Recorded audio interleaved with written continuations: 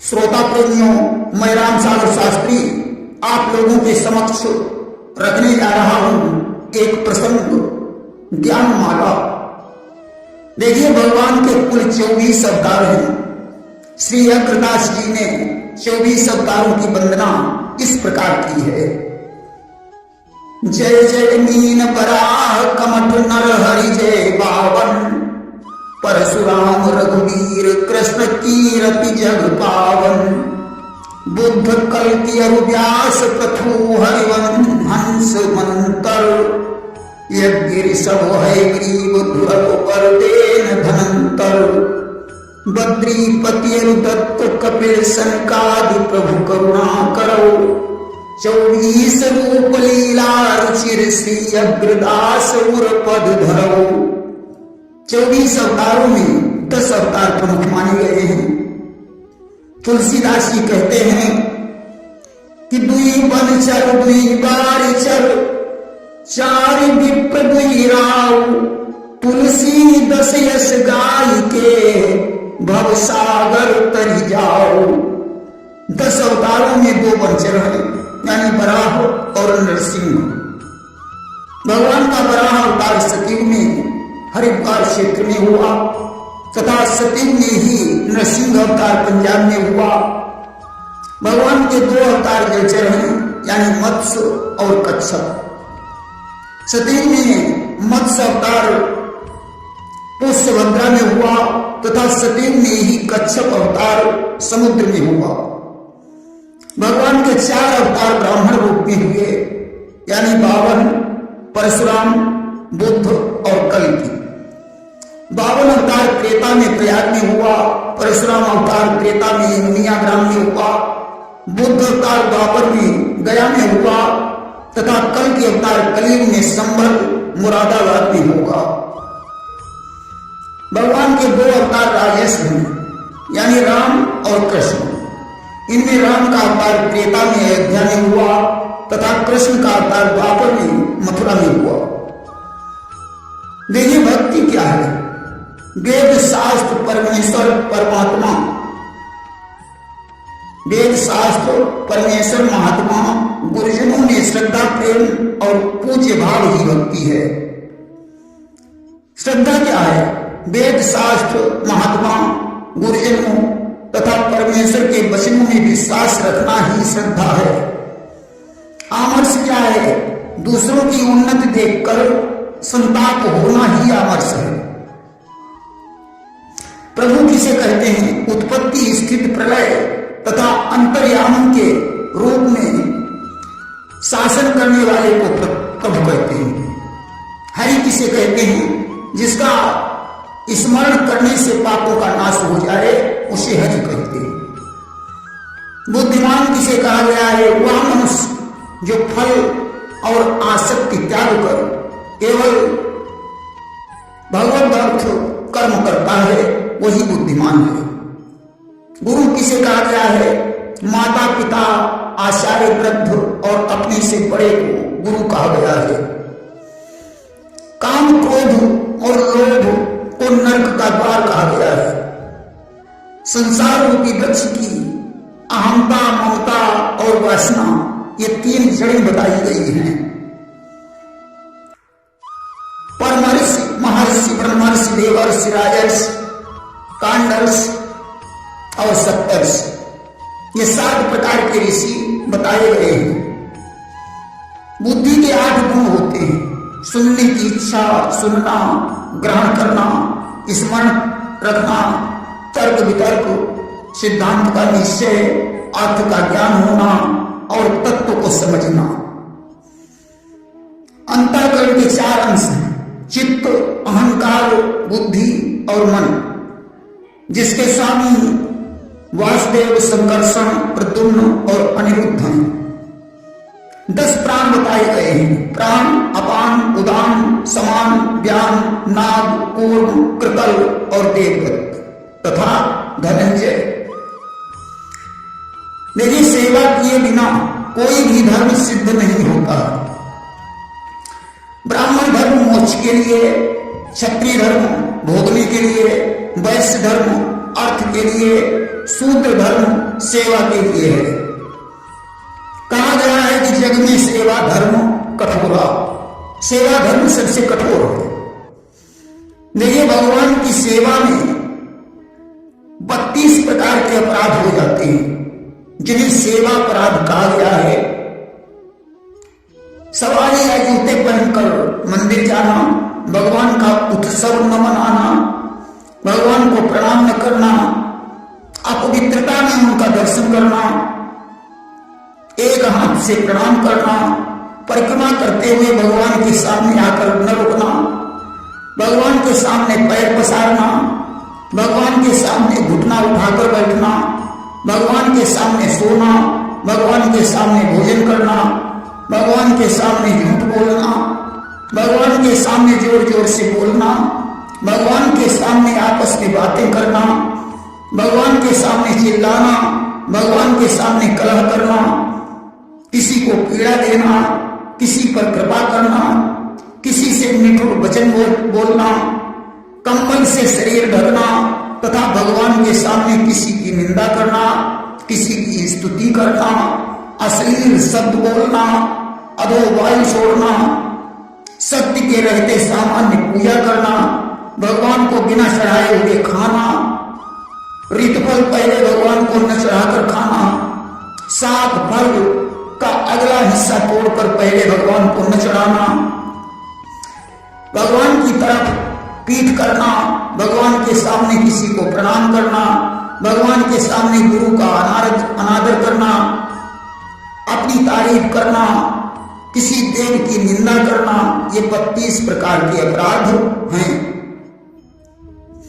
परमात्मा की शरण उसे कहते हैं जब लज्जा, भय, मान, बड़ाई, आसक्ति, अहंता, ममता त्याग करके निस्वार्थ भाव से केवल परमेश्वर के लिए ही आचरण किया जाए।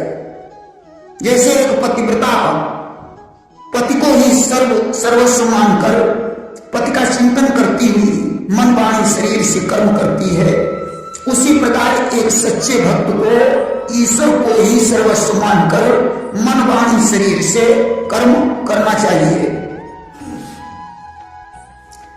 जैसे पर्वत जल से व्याप्त है, वैसे ही संपूर्ण संसार सच्चिदानंद घन परमात्मा में व्याप्त है। सत्य व्यवहार क्या है? वस्तुओं की तौल, नाप, गिनती होती है। इनके लेन देन में झूठ, कपट, चोरी, जबरदस्ती करना ही, चोरी जबरदस्ती न करना ही सत्य व्यवहार है। देखिए, जिसके आश्रय कर्म किए जाए उसे अधिष्ठान कहा जाता है। जो थोड़े काल में होने वाले कार्य में लंबा समय लगाता है उसे दीर्घसूत्री कहते हैं। शास्त्र में 5 प्रकार के पिता होते हैं: जन्म देने वाला, यज्ञोपवीत कराने वाला, अन्नदाता, भय से रक्षा करने वाला और विद्या देने वाला। 5 प्रकार के क्लेश भी माने गए हैं: अविद्या, अहंकार, राग, द्वेष और मरण त्रास। 28 पद बताए गए हैं: 11 इंद्रिय, 9 तुष्टि, 8 सिद्धि।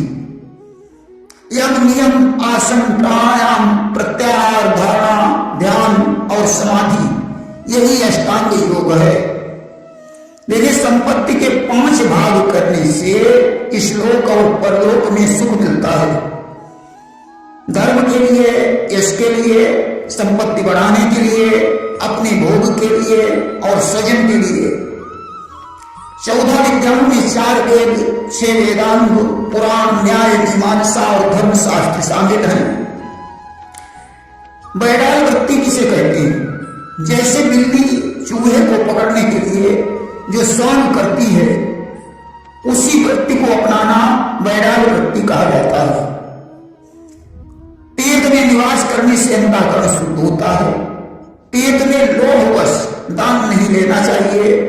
दान लेकर जब तक आदि प्रायश्चित करना चाहिए। ओम रामाय नमः, ये खटाक्षर मंत्र है। देखिए, पाप स्वेच्छा से या अनिच्छा से होते हैं। 2 पैर, 2 हाथ, 2 कान, 2 नेत्र, 2 नासिका, मस्तक, अंतःकरण, ये 12 शुद्धियां बताई गई हैं। 24 तत्व कौन से हैं?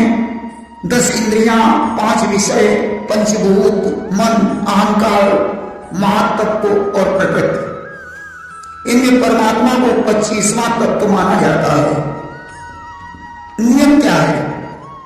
शौच, संतोष, तप, स्वाध्याय, ईश्वर प्रणिधान ही नियम है।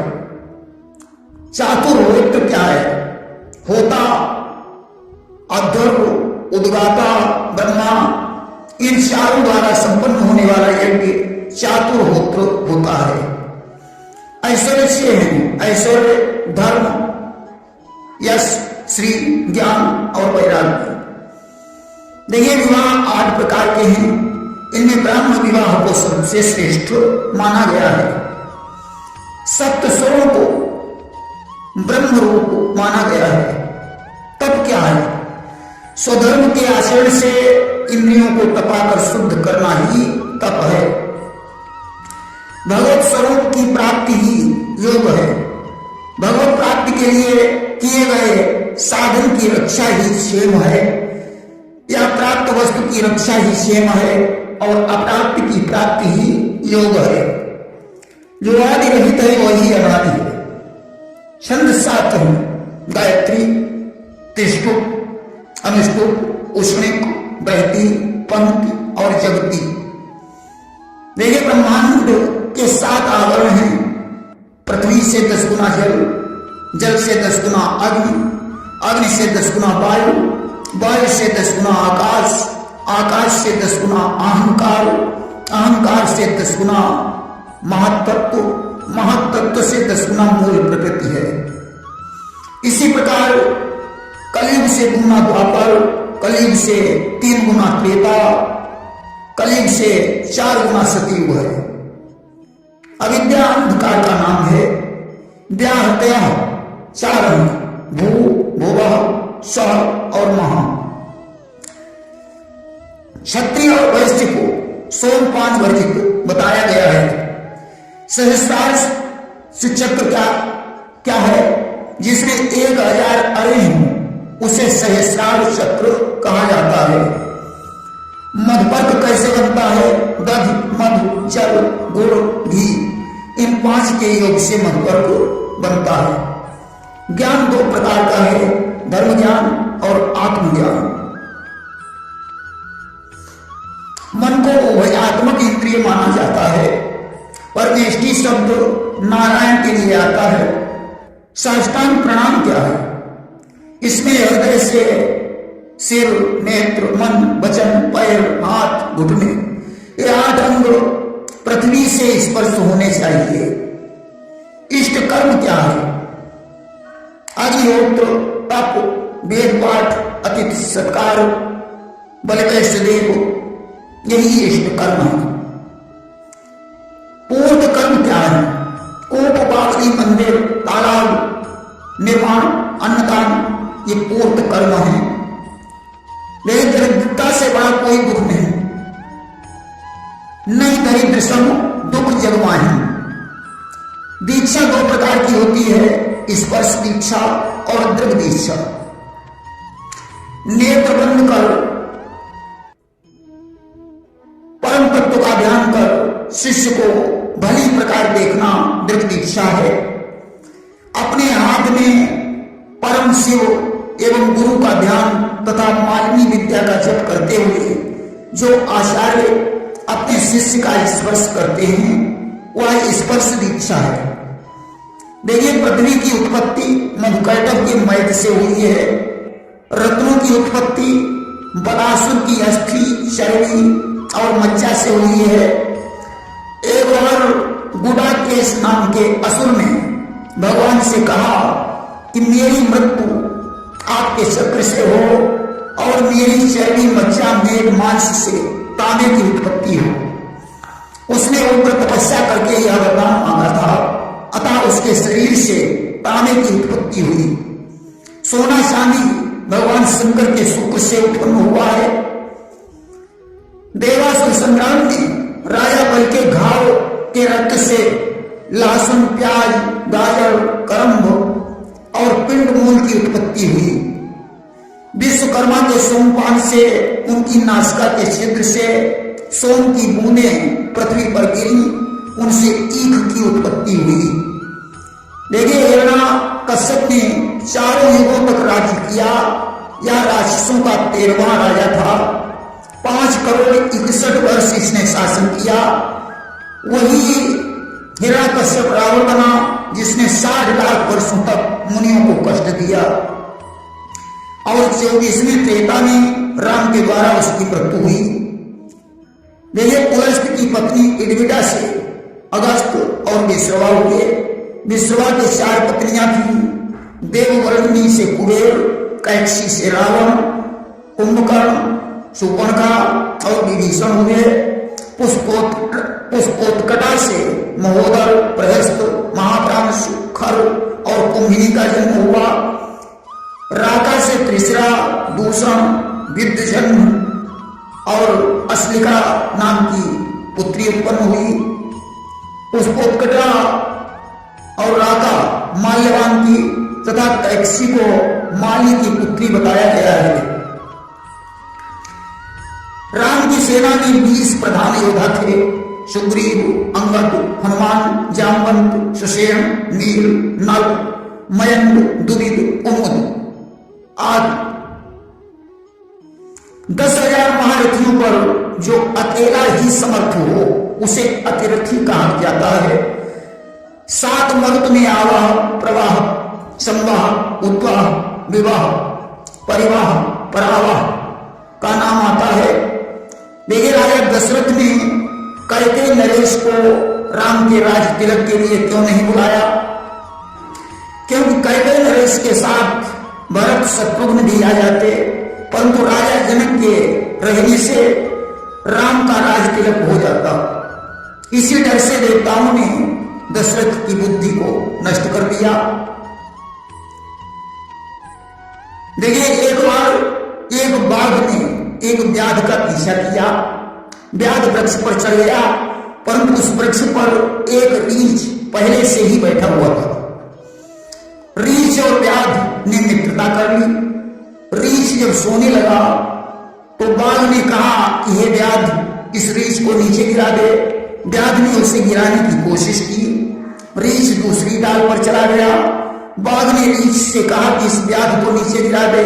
उसने कहा नहीं, इसने हमारे साथ जो किया है मैं उसका बदला नहीं लूंगा। इसी प्रकार मनुष्य को अच्छाई करनी चाहिए। प्रेम से बोलिए वृंदावन बिहारी लाल की जय।